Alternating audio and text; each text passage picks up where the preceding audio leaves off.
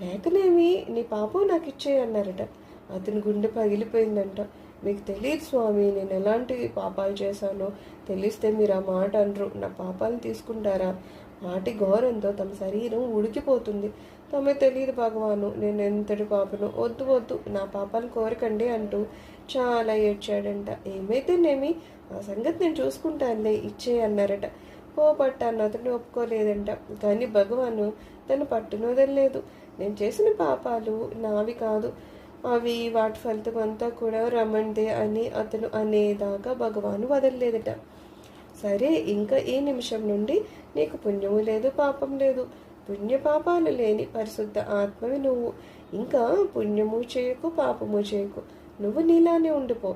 ఆ మాటలతో గొప్ప శాంతి వచ్చిందంట అతనికి. ఏమయ్యాడో మళ్ళా ఆశ్రమానికే రాలేదంట. అవసరం లేకుండా పోయింది కావున ఇంకోసారి ఇంకో